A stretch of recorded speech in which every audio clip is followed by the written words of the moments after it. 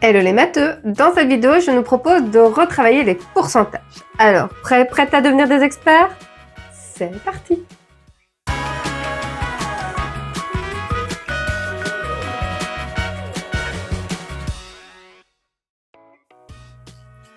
Bienvenue dans cette nouvelle vidéo de Math Expert. Aujourd'hui, je nous propose de nous attaquer aux pourcentages. Et commençons par comprendre ce qu'est un pourcentage.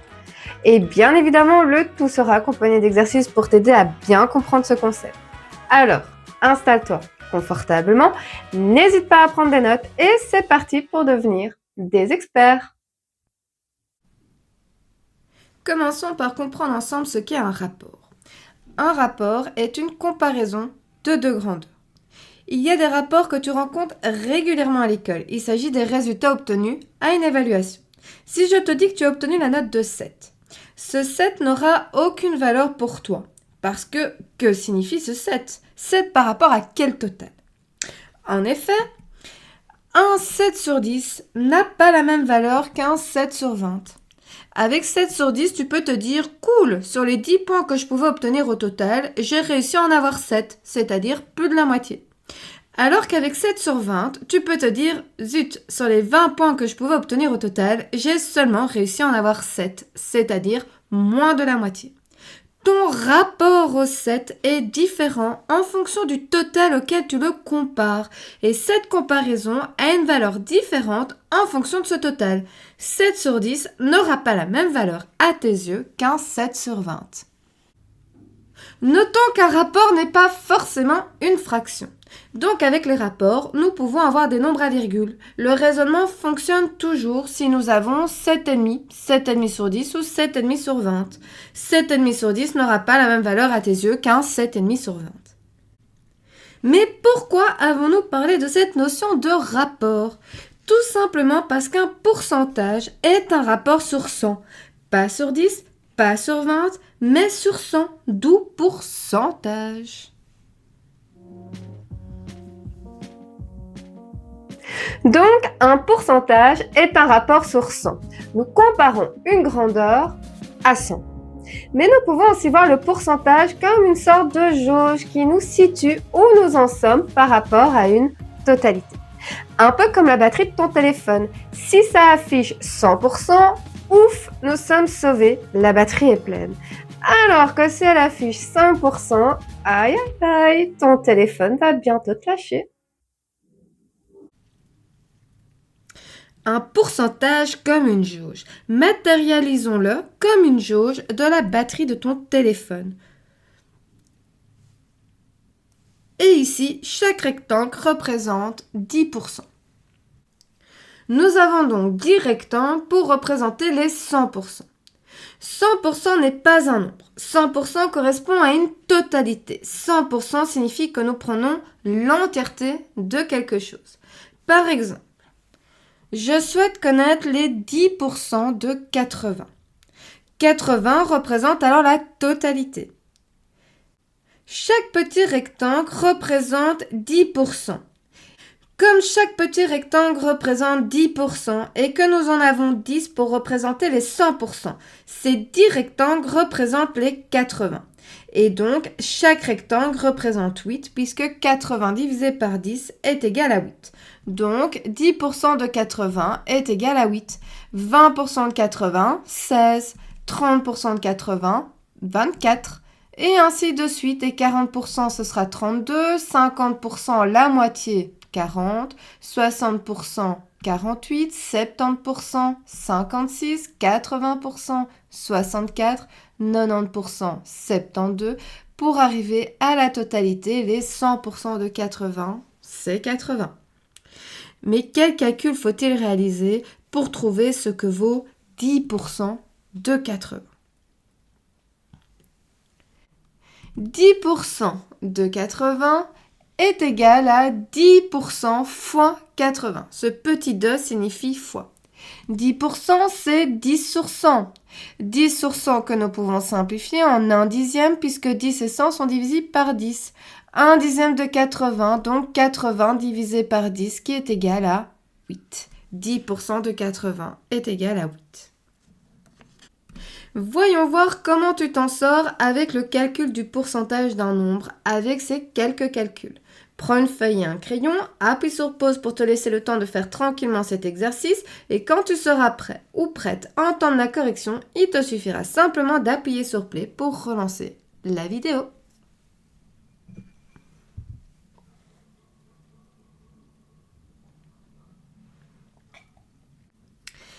Alors, 10% de 250, c'est 10 sur 100 fois 250, donc 1 dixième de 250 si on simplifie, ce qui est égal à 25, puisque 250 divisé par 10 est égal à 25.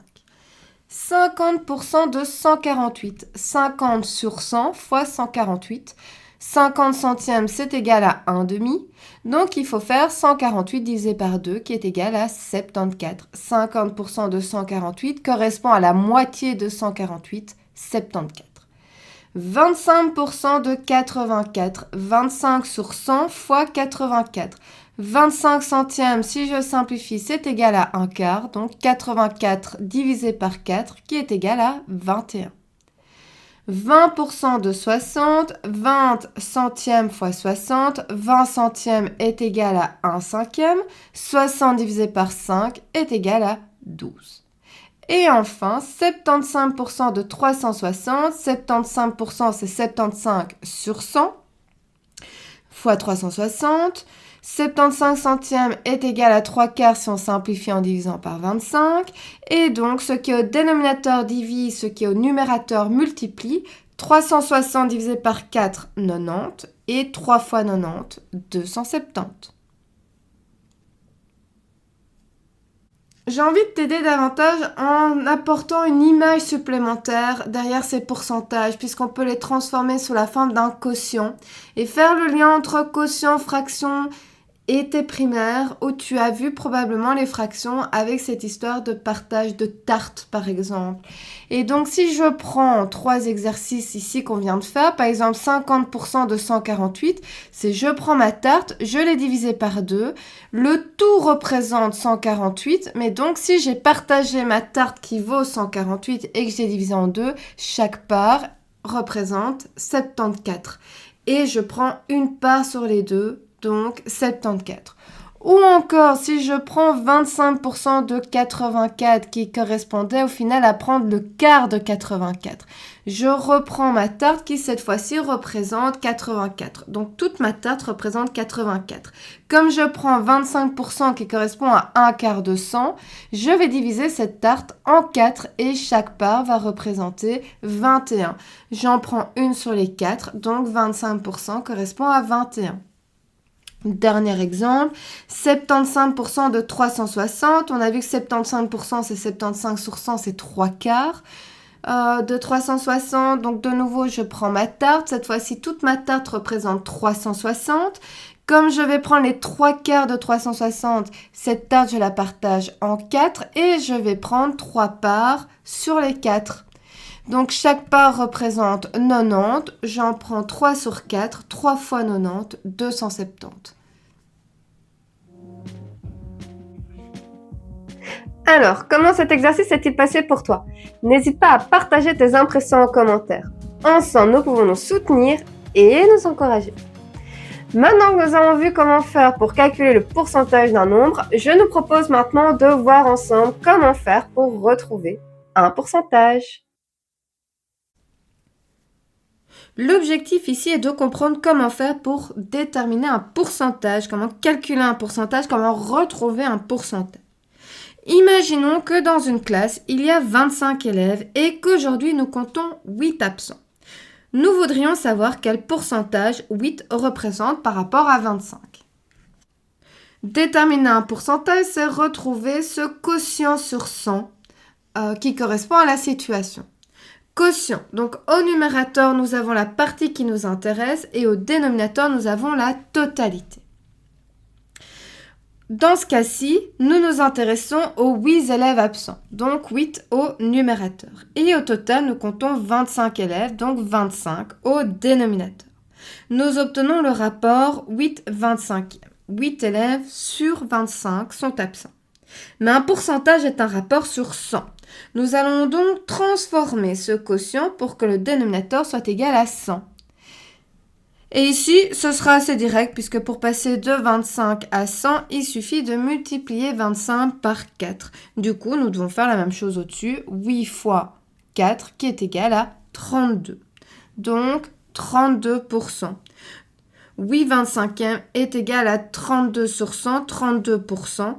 8 élèves sur 25 revient à dire que 32 élèves sur 100 sont absents. Ce qui signifie donc que 32% des élèves de la classe sont absents. Mais imaginons que le calcul du pourcentage ne soit plus aussi direct.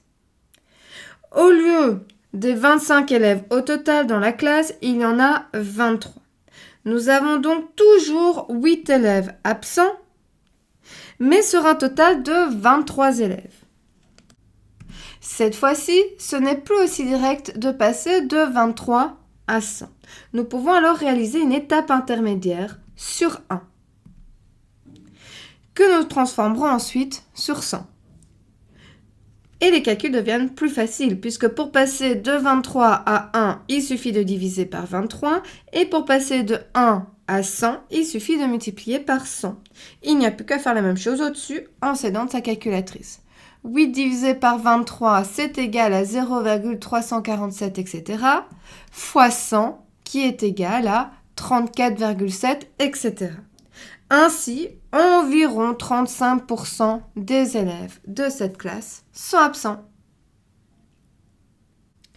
Je nous propose de terminer cette vidéo avec ce petit exercice. Prends une feuille et un crayon, appuie sur pause pour te laisser le temps de faire tranquillement cet exercice et quand tu seras prêt ou prête à entendre la correction, il te suffira simplement d'appuyer sur play pour relancer la vidéo.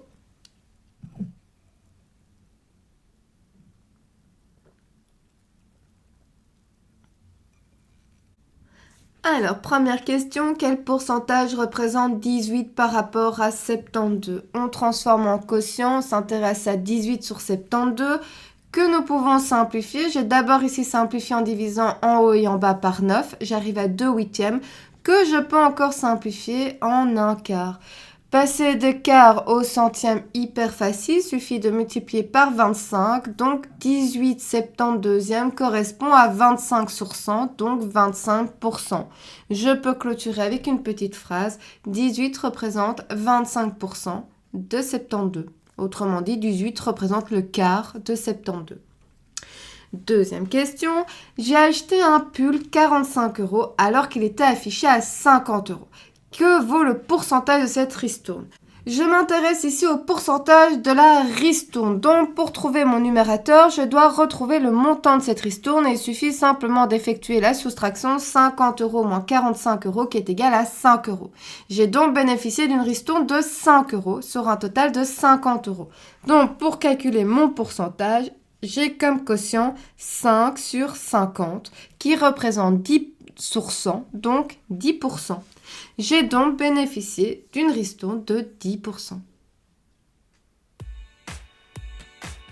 Et voilà, j'espère que cette vidéo t'aura aidé. N'hésite pas à le dire en commentaire. Et si tu as des questions, tu peux également les déposer en commentaire et j'essaierai d'y répondre du mieux que je peux. De plus, n'oublie pas d'aller checker la description de cette vidéo. Tu retrouveras différents liens qui ont pour unique but de t'aider à renforcer ta compréhension. Car la règle d'or pour réussir en mathématiques reste toujours la même, faire régulièrement des exercices à la maison. Quant à moi, je te dis à très bientôt pour une prochaine vidéo.